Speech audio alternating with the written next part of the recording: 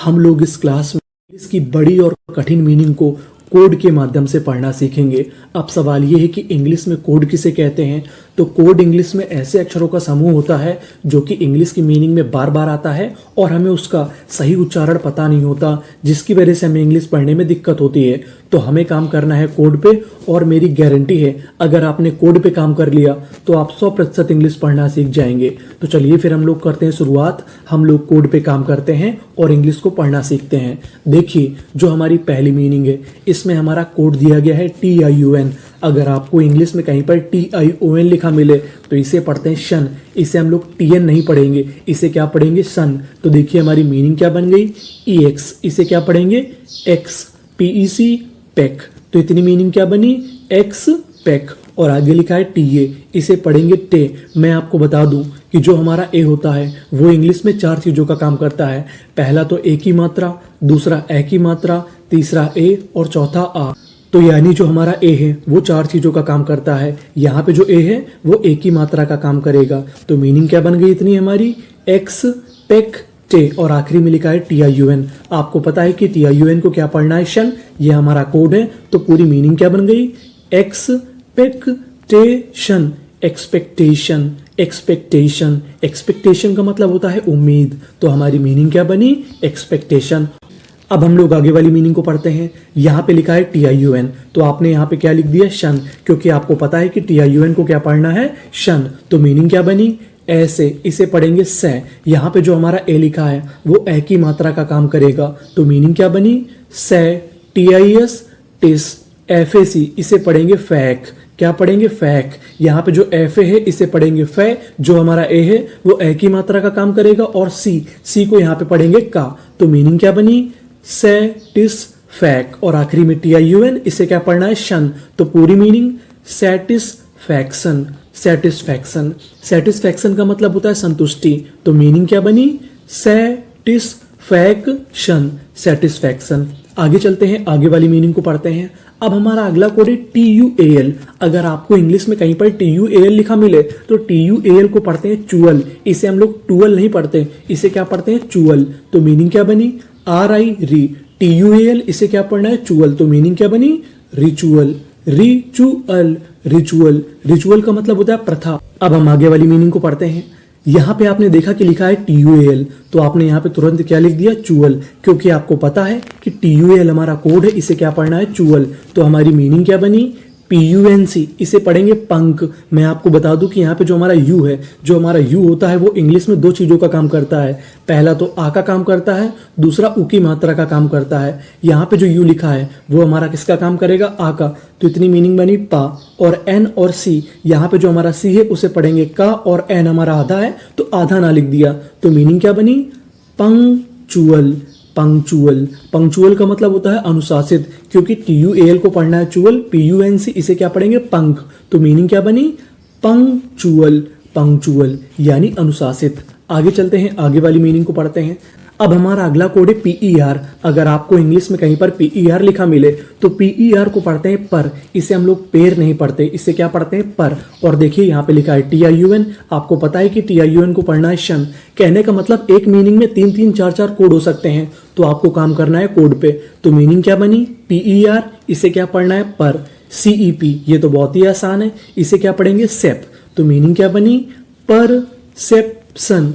Perception, perception का मतलब होता है दृष्टिकोण। देखिए आपने कोड पे काम किया और आपको कितना आसानी मिली। आगे चलते हैं, आगे वाली मीनिंग को पढ़ते हैं। देखिए यहाँ पे लिखा है PER, तो आपने तुरंत लिख दिया पर। और आखिरी में लिखा है TUAL। आपको पता है कि TUAL को क्या पढ़ना है, चुअल। तो मीनिंग क्या बनी, पर। PE पे। तो पूरी meaning perpetual. Perpetual, perpetual. Perpetual का मतलब होता है लगातार। तो मीनिंग क्या बनी, परपेचुअल। परपेचुअल। आगे चलते हैं। अब हमारा अगला कोड है TURE। अगर आपको इंग्लिश में कहीं पर TURE लिखा मिले तो इसे पढ़ना है चर। इसे हम टूरे नहीं पढ़ेंगे। तो मीनिंग क्या बनी, EXX। PEN pen. DID, तो इतनी मीनिंग क्या बनी, X पेन D। TURE, ये हमारा कोड है, इसे पढ़ना है चर। तो पूरी मीनिंग एक्सपेंडिचर। एक्सपेंडिचर, एक्सपेंडिचर का मतलब होता है खर्चे। तो मीनिंग क्या बनी, एक्सपेंडिचर। एक्सपेंडिचर। अब हम आगे वाली मीनिंग को पढ़ते हैं। यहाँ पे लिखा है TURE, तो आपने क्या लिख दिया? चर, क्योंकि आपको पता है कि TURE को क्या पढ़ना है? चर। तो मीनिंग क्या बनी? AGRI एग्री, CUL को पढ़ते हैं कल। यहाँ पे जो यू लिखा है वो आ की मात्रा का काम करेगा, तो मीनिंग क्या बनी? एग्रीकल्चर, एग्रीकल्चर का मतलब होता है कृषि, तो मीनिंग क्या बनी? एग्रीकल्चर। आगे चलते हैं। अब हमारा अगला कोड है TUR को पढ़ते हैं टर, इसे हम लोग टोर नहीं पढ़ते, इसे क्या पढ़ते हैं? टर। तो मीनिंग क्या बनी? TUR यहाँ पे लिख दिया टर। TRA इसे पढ़ेंगे ट्रै, क्या पढ़ेंगे? ट्रै, और यहाँ पे C है तो आधा का लिख दिया, तो मीनिंग क्या बनी? ट्रैक्टर, ट्रैक्टर का मतलब होता है ट्रैक्टर, तो मीनिंग क्या बनी? ट्रैक्टर। देखिए आगे। अब हमारा अगला कोड है PRE को पढ़ते हैं प्री, हम इसे प्रे नहीं पढ़ते, इसे क्या पढ़ते हैं? प्री। तो मीनिंग क्या बनी? PRE pre. CAU इसे पढ़ेंगे कौ। मैं आपको बता दूं कि जो हमारा AU होता है वो भी हमारा कोड है, AU को पढ़ते हैं ओ, तो मीनिंग क्या बनी? प्री कौ। TIUN ये तो आपको पता ही है कि शन पढ़ते हैं, तो मीनिंग क्या बनी? प्रीकॉशन, प्रिकॉशन का मतलब होता है एहतियात, तो मीनिंग क्या बनी? प्रिकॉशन। आगे चलते हैं। PRE तो आपने लिख दिया प्री। FE फे, प्रीफे। RENCE यहाँ पे लिखा है ENCE, इसे पढ़ते हैं एंस, ये भी हमारा कोड है। अगर आपको कहीं पर ENCE लिखा मिले तो उसे पढ़ते हैं एंस, तो मीनिंग क्या बनी?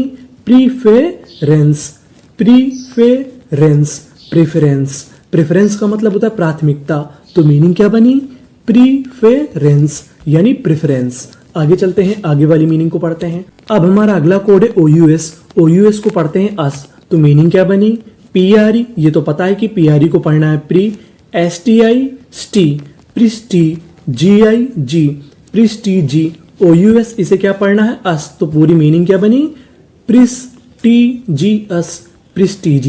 प्रिस्टीजियस का मतलब होता है विख्यात, तो मीनिंग क्या बनी हमारी? प्रिस्टीजियस। आगे चलते हैं, आगे वाली मीनिंग को पढ़ते हैं। यहाँ पे लिखा है AU, आपको पता है कि AU को क्या पढ़ना है? और मैंने पिछली मीनिंग में बताया था, तो मीनिंग क्या बनी?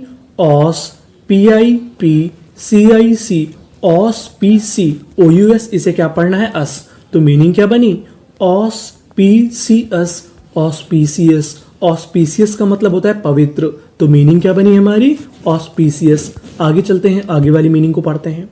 अब हमारा अगला कोड है CON को पढ़ते हैं कन, यानी आपको कहीं पर CON लिखा मिले तो इसे क्या पढ़ना है? कन, तो मीनिंग क्या बनी? कन, VEN वेन, कन्वेन।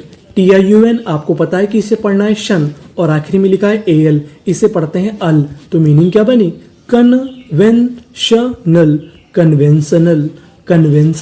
कन्वेंशनल का मतलब होता है पारंपरिक, तो मीनिंग क्या बनी? कन्वेंशनल। आगे चलते हैं, आगे वाली मीनिंग को पढ़ते हैं। हम लोग आगे वाली मीनिंग को पढ़ें उससे पहले मैं आपको एक नियम बता दूं। यहाँ पे आखिरी में लिखा है ई, अगर आपको किसी भी मीनिंग के आखिरी में ई लिखा मिले तो हमें ई का उच्चारण नहीं करना होता, हमें ई से पहले तक का उच्चारण करना होता है। तो मीनिंग क्या बनी? CON कन, VINC विंस, क्योंकि आखिरी में ई का उच्चारण नहीं करना, तो मीनिंग क्या बन गई? कन्विंस। कन्विंस का मतलब होता है मनाना, तो मीनिंग क्या बनी? कन्विंस। आगे चलते हैं। अब हमारा अगला कोड है GTH को पढ़ते हैं था, यानी आपको कहीं पर GTH लिखा मिले तो क्या पढ़ना है? था, तो मीनिंग क्या बनी?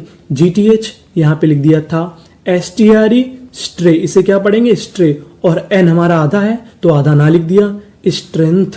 स्ट्रेंथ का मतलब होता है ताकत, तो मीनिंग क्या बनी? स्ट्रेंथ यानी ताकत। आगे चलते हैं, यहाँ पे लिखा है GTH तो हमने लिख दिया था। एलियन लेन, तो मीनिंग क्या बनी? लेंथ, तो मीनिंग क्या बनी हमारी? लेंथ यानी लंबाई। आगे चलते हैं।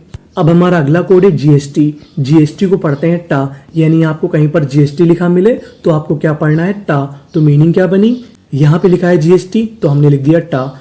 DIS डिस, TRAU इसे पढ़ेंगे ट्रॉ, क्योंकि यहाँ पे बीच में है AU और आपको पता है कि AU को क्या पढ़ते हैं? ओ, तो मीनिंग क्या बनी? डिस्ट्रॉ। GST टा। डिस्ट्रॉट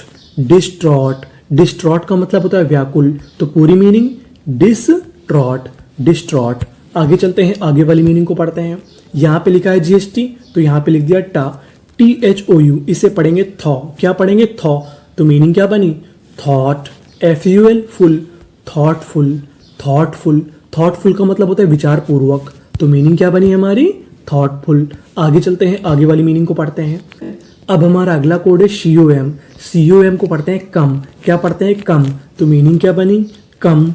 PLE प्ली, TE इसे पढ़ेंगे टा, क्योंकि आखिरी में ई है, हमें ई का उच्चारण नहीं करना। तो पूरी meaning complete, complete, complete. Complete का मतलब होता है पूरा, तो पूरी मीनिंग कंप्लीट। COM कम, PA इसे पढ़ेंगे पे, तो मीनिंग क्या बनी?